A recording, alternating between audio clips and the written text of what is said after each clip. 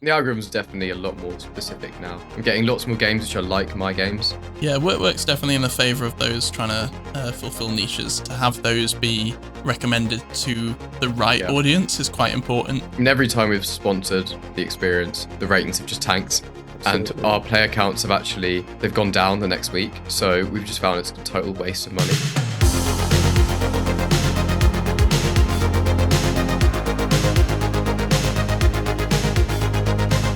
Welcome back to Beyond the Blocks. This episode we're covering the launch of Roblox on the ROG Xbox Ally X and looking forward to Halloween on the platform.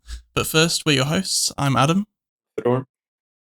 I'm Anthony. Let's start with the main headline. Fedor, what can you tell us about Roblox on handheld consoles? Right. Earlier at RDC 2025, developers got their hands on the unreleased ROG Xbox Ally and the ROG Xbox Ally X. What a name scheme. And tested the compatibility of their experiences. Now, the ROG Xbox Ally and Ally X is being rolled out to all Roblox users.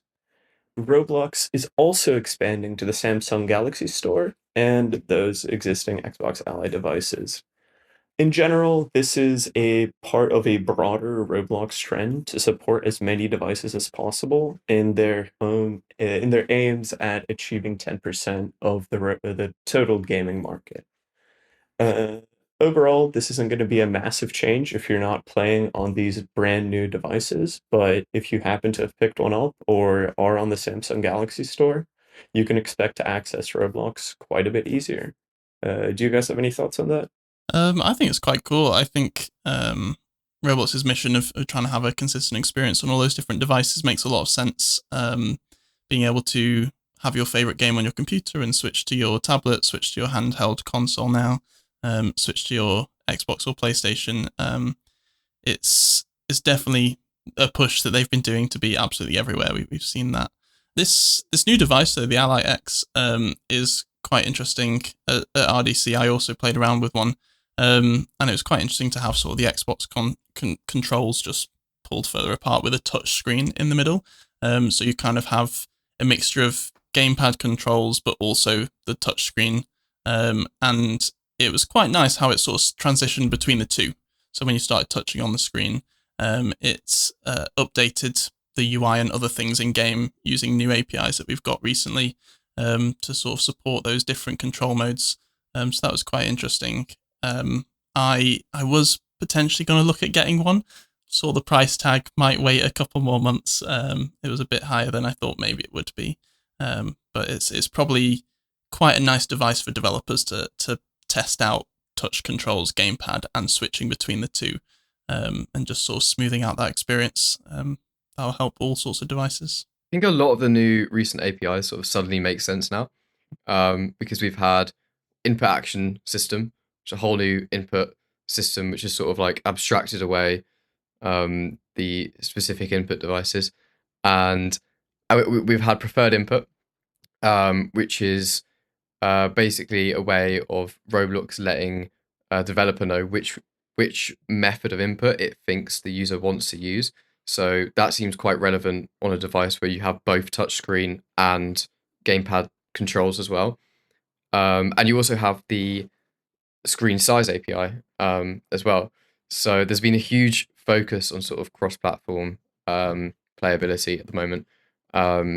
So I suppose that can sort of be explained by the fact that they're launching on new handheld devices. Yeah, they also spent a lot of this past RDC talking and emphasizing the like developer benefits of having people play your game on multiple devices. They've talked about how people who play your game on multiple devices, like they go from their phone to their desktop to their handheld, typically spend something like 2.5 times more just engaging with your game. So this seems like, the more devices people can engage with your game on, the better for developers and the better for Roblox, which is really interesting. And as for the actual ROG Ally X hardware, I also got my hands on it, and while this isn't really a tech review podcast, it did feel, like you mentioned, very nice. I love my Steam Deck that I've had for a while now, but you haven't been able to run Roblox on that for quite a while now without doing some very weird Linux like bootstrappy stuff.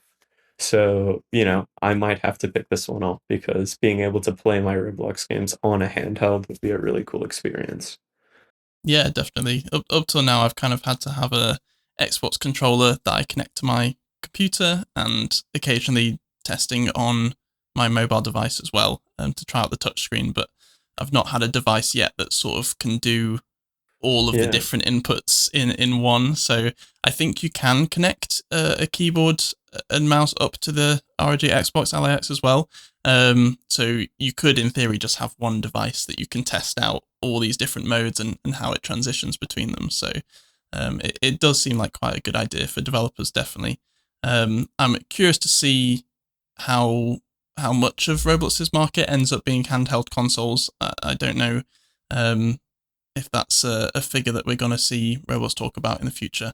We know already that mobile is very, very big for Roblox, and that console, at least in my experience on my games, I've not seen very many console users play. Interested to see if that line We have a lot. picks up quite a bit with these handheld ones.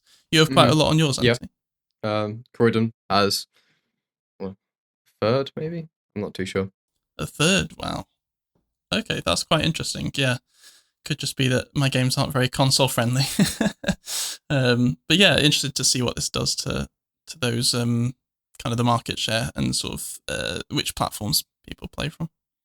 Our next topic is that we've got some new Lionsgate IPs coming to the Roblox licensing platform. So this is the platform where you can apply to create a game under an existing IP. So before we had the Twilight Saga and Divergent series, those kind of IPs, you could apply, and if accepted, you can create an experience using that IP, which means you benefit from sort of free marketing, I suppose, from people who already know about that IP, and in return, you give a percentage of revenue back to the IP holder. So we've seen a few new IPs. We knew these were coming. They were mentioned at the Roblox Developer Conference this year, but they just hit the platform in the last week. So we got The Strangers, Chapters 1 and 2, the Blair Witch franchise, and Fall, all from Lionsgate. These are quite interesting additions. I think all of them, with maybe sort of a pinch of salt, could be horror games, which we know is quite a big genre that's taken over recently. And also we're coming up to Halloween as well. I think maybe these were launched a bit too close to Halloween to necessarily see any of these come out in time. But these are all quite interesting IPs. Have you guys heard of these before, these movies? Yeah. To be honest, no. Really? I've certainly heard No. of the Blair Witch Project, and I think I've seen I think a couple of existing versions of the Fall game, or sorry, the Fall franchise on Yes. Roblox. So it seems like they've kind of picked up on that and decided that, hey, let's go ahead and bring this in. Let's capitalize on it. Definitely. I'm surprised that you haven't heard of these, really, Yeah, the Anthony. Blair I think Blair Witch is interesting because I think a lot of the people on Roblox won't have heard of Blair Witch Project, because it is, at this point, a fairly old franchise. And I think the more mature players will probably have heard of it. And also just the movies aren't rated such that a lot of players on Roblox would be able to watch them if going by the rating. So I'm quite interested to see what happens with that one. I know that there's what they do is they cap the maturity rating for these IP sort of applications. So for the Blair Witch one, it's capped at moderate, which is interesting because I think if you implemented it as per the movie, it would probably be much higher. So interesting to see how devs work Being around cautious. that. Yeah, I think so.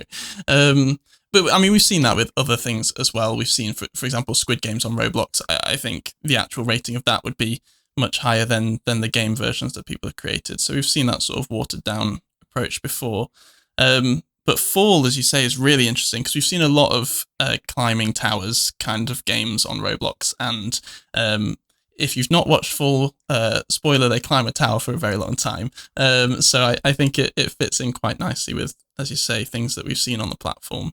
But yeah, the nice thing with this IP is that you can now do it and link it to this IP, so you get those benefits.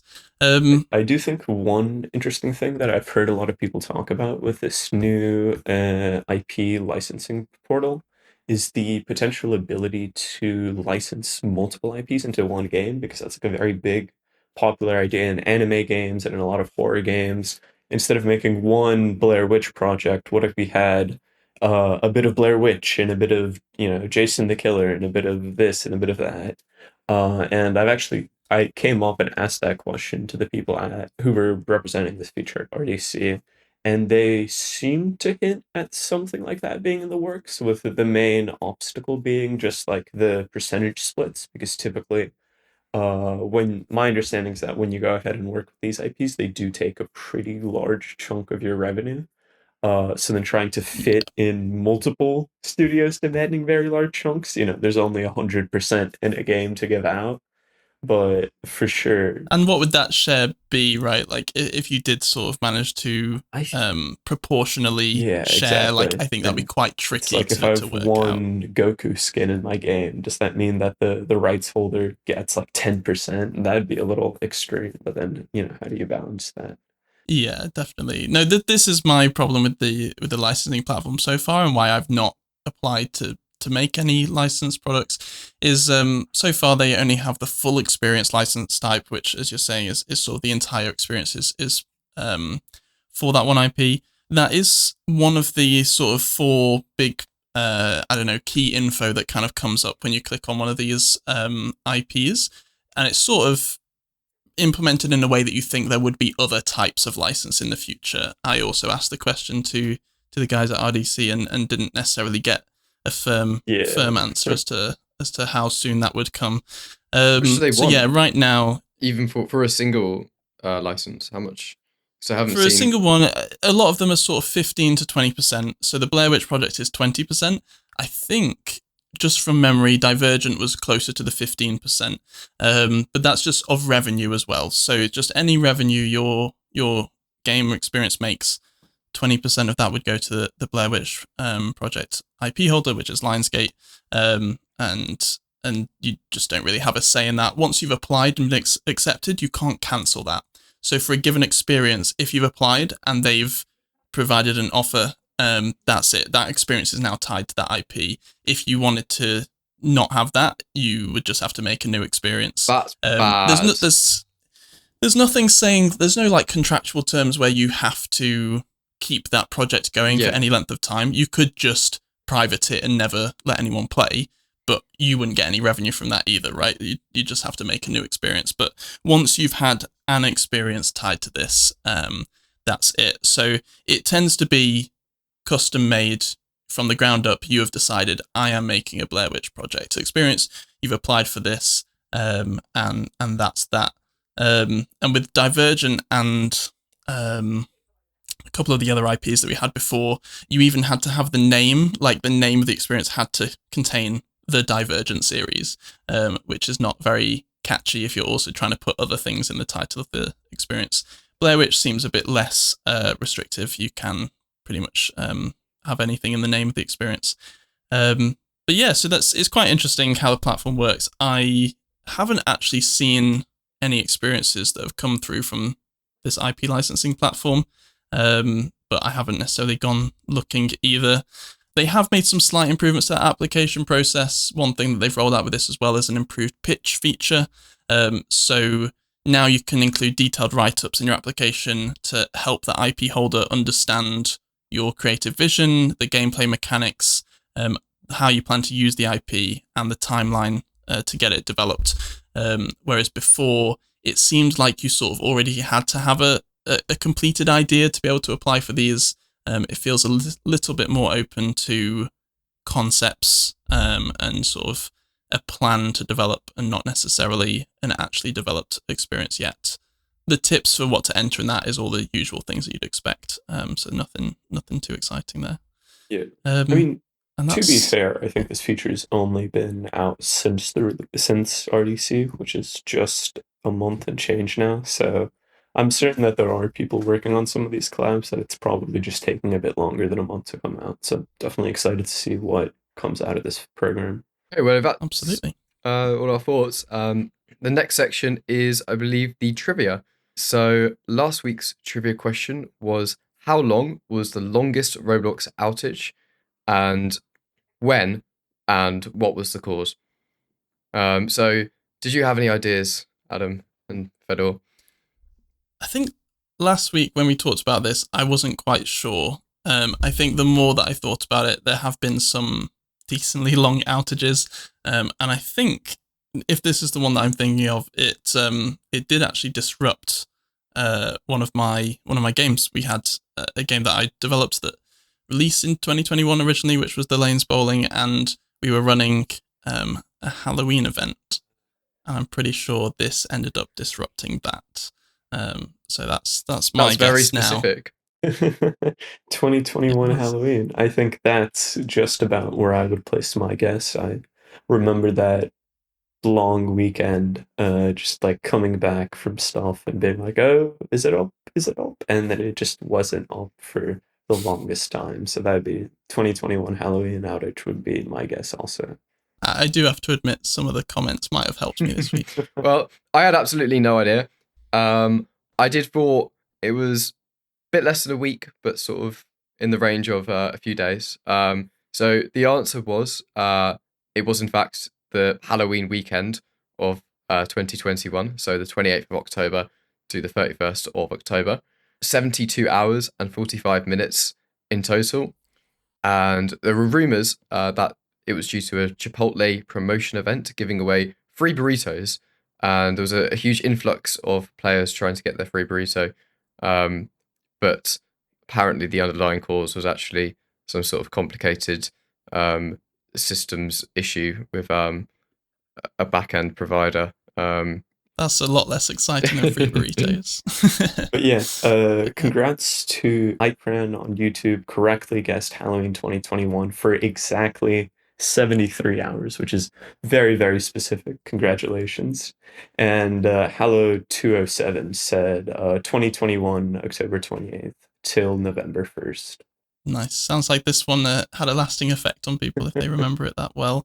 72 hours is such a long time, and it seems like the worst case scenario to have it during, a lot of seasonal events. A lot of people would be releasing updates and lots of things happening in games at that time. So definitely a worst case scenario. But Halloween since then have been okay. Fingers crossed 2025 Halloween is also going to be fine. We're about a week away now. Oh boy. So let's hope they've resolved all those bugs in the back-end infrastructure. Okay, Perfect. So moving on then, I guess, to this episode's trivia question. Roblox has broken many world records, but what was their first Guinness World Record for? I have Guinness World no Record. clue. I didn't know Roblox had beaten any Guinness World Records. Neither. So, Most I don't know. I brain feel like rots. these days Guinness brain give out rots world stolen. records for all sorts of things. Most so, nights survived. yeah, it's. I mean, the classic ones that you'd probably go to is like CCU in terms of like number of people on a platform at a time. I think that's a decent guess. Also, just like daily active users or number of signups in a particular period, something like that. I have a feeling, something to do with. I remember the number of users on the platform being a big thing that people were talking about, sort of before the big explosive brain rot and what else? The billionth DAUs. I think. That was exciting. That's it. Well, there was a lot of sort of competition of like, I think it was against kind of Fortnite and Steam as just like a platform of just like which of these platforms has had the most number of users on it at a particular time. But yeah, I guess the question here is, did they get a Guinness World Record for that? And was that the first Guinness World Record that they got, or was there something else? Didn't know there were corporate Guinness World Records. I thought Guinness World Records were more for like just crazy guys running around the world and stuff. Interesting. Yeah. I wonder if it's worded like first company to do whatever or something like that. Something that we as individuals couldn't actually attain. But like I say, I think Guinness World Record, there's like, I swear there's millions of records for all sorts of crazy stuff. How many sticky notes can someone fit on their face in 60 seconds? Those kind of crazy things. So I wouldn't be surprised. But yeah, I don't have a specific guess for this one. Yeah, put your guesses into the comments, and we'll read them out in the next episode. And we are going into our break.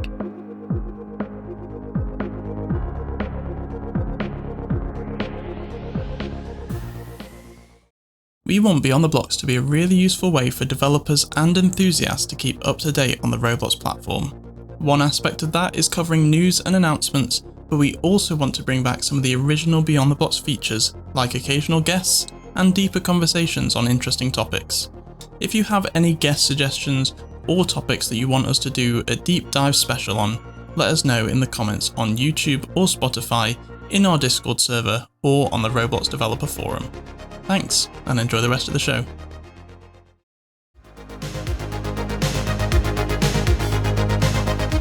Continuing on with our episode, our next headline is the continue sort being buried on the homepage.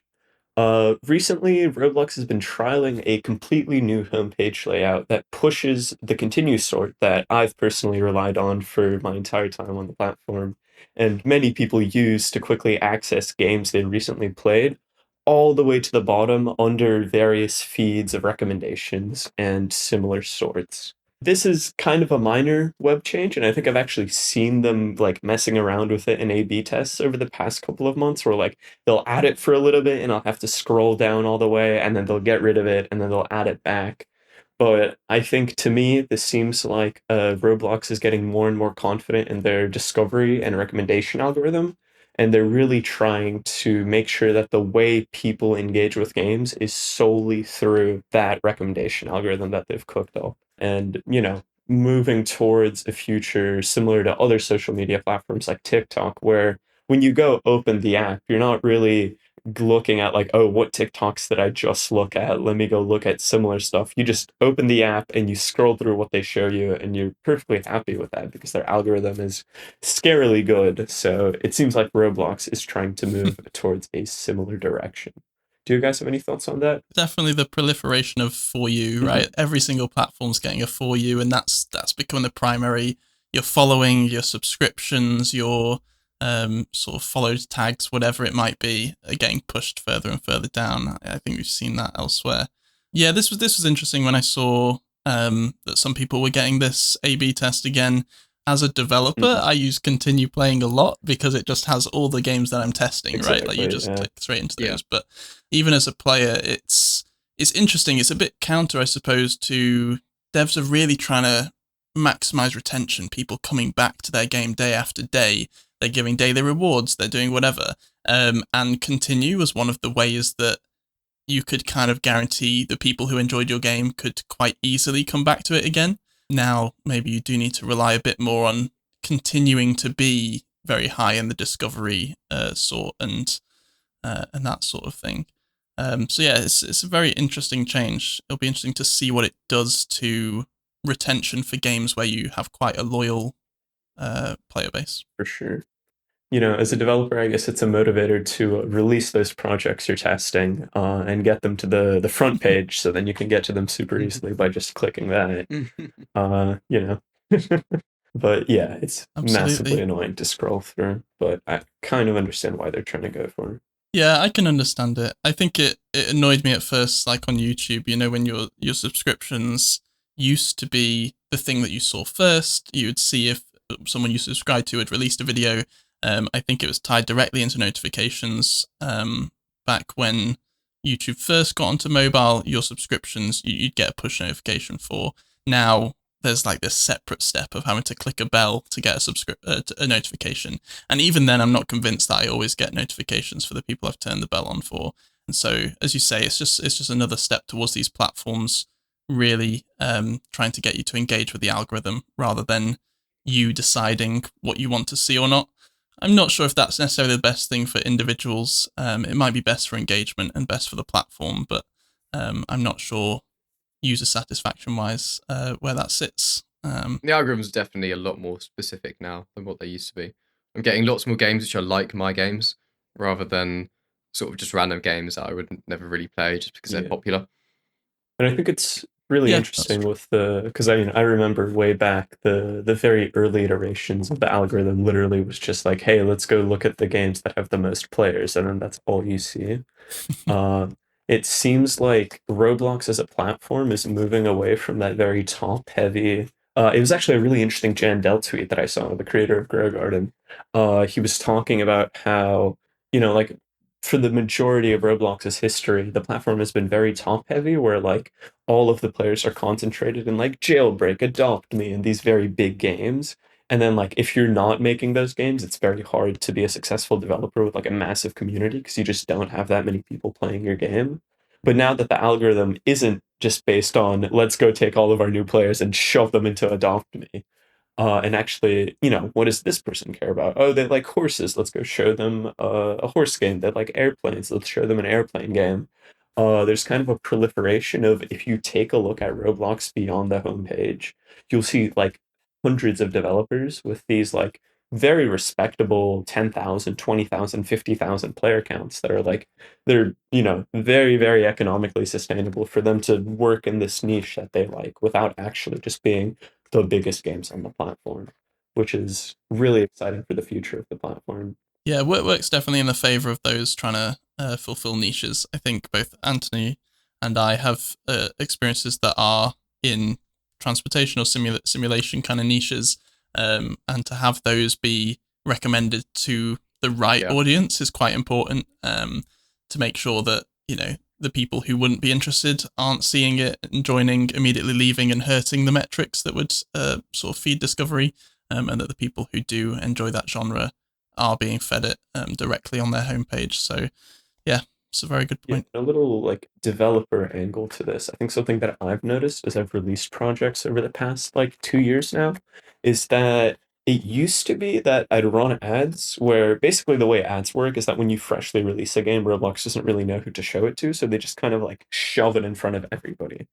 And what that usually means is that, like, okay, I've got a car game and it's getting shown to people who play Adopt Me. And they go in and they're like, what is this? I don't like this. And they leave. So all of my stats are super low for that period. And game development is just about, like, finding enough of those people that they stay in the game for long enough for the algorithm to pick up on you. And over the Mhm. course of years, I've noticed that that jump from sponsor players to home recommendation players in terms of analytics has gotten more and more significant, which what that basically means is that the algorithm is getting really, really, really good and also picking up on this stuff way faster.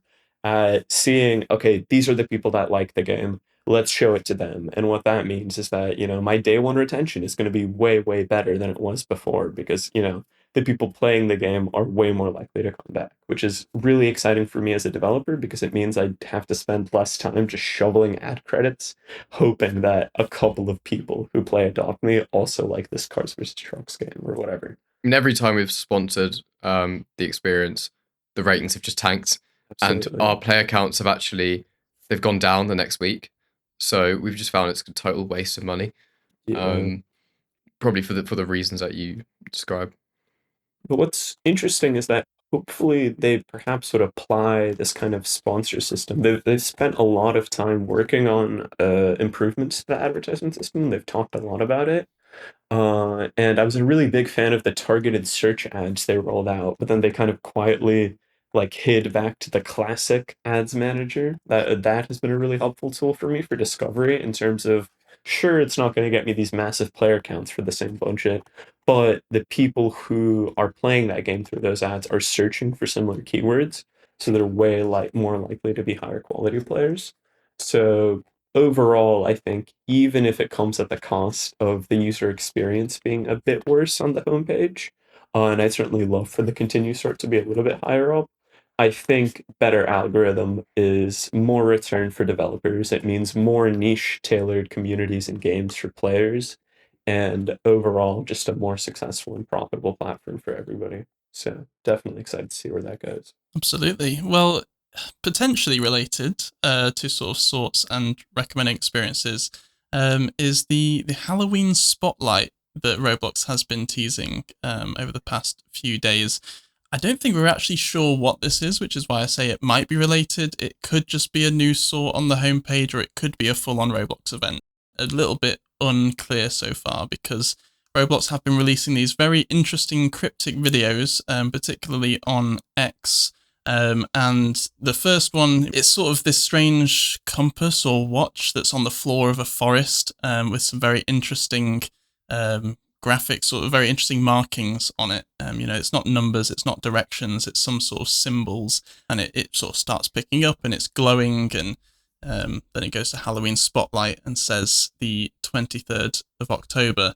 And then they released another one that was this sort of Arthro character in the middle of a forest, with this kind of strange ram's head mask on, this skeleton sort of of a ram or a goat with these horns on, that again sort of jump scares you and suddenly appears close to the player or close to the watcher.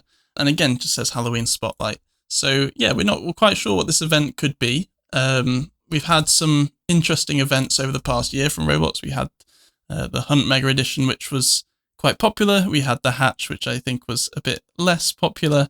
So it'll be interesting to see if this is a full-on event or just a sort of interesting Halloween games. I'd absolutely love to see a return of the Roblox Halloween event. Funnily enough, actually, my 9-year Roblox anniversary is coming up on the 26th. I still remember joining in 2016 now, almost more than half of my life now, which is incredible. Joining, and it was that trick or treat in Robloxia or some whatever that game was called, like the Nerf Halloween event. Was really fun, and obviously part of that is probably just nostalgia and looking back on it. I remember taking a look at the map and being like, wow, this is very, very primitive, and the gameplay was not super sophisticated. But I think these kinds of community events are really, really valuable, and Roblox kind of realized the value it has, so I'd be absolutely thrilled to see an actual event. And, even a spotlight would be still cool because, I'm sure some developers will go absolutely all out and create like incredible side quests and stories for Halloween stuff. So pretty excited. Yeah, I think Halloween's been a very regular, consistent staple on Roblox. There's always lots of good Halloween stuff. There's the avatar items that come out every year on Halloween. There's the Headless Horseman one that's only available during October every single year, which is how you get a nice invisible head and things like that. There's a lot of Halloween traditions on Roblox, is what I'm saying. So it would be nice to have this as a proper event. The Spotlight name is what's maybe confusing, because Spotlight usually means sort of highlighting existing experiences, but then these teasers that have been put out have graphics that I don't think are from a game that already exists on the platform. I don't recognize it. The Ram's Head in particular seems to be like very 4K texture, PBR, like quite fresh graphics, that might be whatever experience it is that's coming with this event. So I think potentially by the time a lot this is of out, speculation. people might know more than we do. Yeah, well, this should be coming out the day before this Spotlight, so we might have more teasers between when we're recording this and it going out, but this should be the actual Spotlight event, whatever it might be, should be tomorrow, if you're watching this on the day it comes out. Well, speaking of decorating for Halloween, we have a new feature that might help you do just that. So the last major sort of thing that happened in the last week is a new addition to particles on Roblox. So basically, as developers, we now have the ability to create more customized layouts for our flipbooks. So if you don't know what a flipbook is, it's sort of a very basic style of animation where you have pictures, just static pictures, but it switches between them at a certain frequency. So if you think of like, maybe I definitely did this as a child, but you'd make like an actual paper notebook and you flick through all the pages and you'd have something dancing around. So previously you had to make it according to a fixed format. You could choose from a few, so you could have 4 frames, 8 frames, 16 frames, or 64. But all of your frames had to be square. So if you had particles which were not square for whatever reason, then you had to waste a load of space. So this is potentially going to improve performance. It might make it just a little bit easier, lower the barrier a bit, and potentially open the door to some nice high-res animations, maybe some higher frame rates. So yeah, do you have a use for this, Adam and Fedor? I've not really played around with particles that much with flipbooks, which I do want to. I want to play about with those. I think we've got some interesting game ideas coming up that will use particles where these will be quite helpful. I was looking into flipbooks a bit more as of this update because, like I say, I've not played with them before, and just as a general concept, they do seem more powerful than traditional particles. Because I think before you had just maybe one static image that you could either change the color of, change the size of, change the transparency of over the life of the particle, but that doesn't necessarily work for everything. Some of the examples that they showed of some realistic looking fire effects and some cool, I don't know, just little animations of these kind of magic effects. They do look a lot better than the static ones, so I'll be looking into this for sure. But this specific update of making it more efficient and letting you have different layouts also sounds really, really helpful because not every effect will be perfectly square. Yeah, I don't have any projects currently using flipbooks at the moment, but I have experimented with them a decent amount. I think what's really interesting is that developers have had the ability to do very similar things using like hacks where you manually animate one image frame by frame. We were kind of talking about this before recording. But I think this is part of like a larger trend that Roblox is trying to really get away from those kind of hacks because I think for the longest time, being like a really good VFX artist just meant that you've been on Roblox long enough to know so many, like a whole, secret trove of these fun little hacks that you can do to create really cool stuff. Which just meant that like the sort of the gap between the people who are in the know and the people who aren't is just leaps and bounds. Like you just physically can't create these kinds of things because there's no documentation, because these are like engine bugs that people are using to create crazy stuff, or not in this case engine bugs, but still very hacky workarounds. So generally empowering creators to create stuff using actually documented API engine features instead of like weird hacky workarounds is going to level the playing field for a lot of new creators, and hopefully mean that we're going to see a lot of these really cool features implemented in actual games instead of just like Twitter show reels from awesome VFX artists. Yeah, I think in terms of them being implemented in more games as well, there's this other trend of just no code ways of doing things, right? It just being built into instances, built into properties. So I think with Flipbook in general, you just don't have to write any code to be changing these frames, which is interesting. It's just we've seen this happen with quite a few different things. We've seen it happen with the video API and other things where physical instances and properties are defining all of the behavior now, and you just don't have to write these custom solutions, which just opens it up to a lot more people. You might be an artist but have no programming ability, and so these kind of ability to do it just through properties, we'll see a lot more interesting particle effects, hopefully. I want to revisit when I made rockets, because you have so many interesting like transitions of how the particles go into like big clouds from a sort of flame, and of course like smoke particles and stuff do change over time. So I think that was one of the big missing features when particles came out straight away. So you didn't have much control over how they change. You could make them spin, you could make them get bigger or sort of fade out, but you couldn't actually change the core of how they looked, which of course they did add a few years ago, although I seem to have missed that. Yeah, this is just sort of a continuation of that, and maybe you're hearing about it for the first time, as I did today. Well, I believe that is all that we have got for you this week. Come back for the next episode next week for the latest Roblox news and features every Wednesday morning. Be sure to appease the algorithm by liking this, sharing it with your friends, and letting us know what you thought in the comments, along with that answer to the trivia question.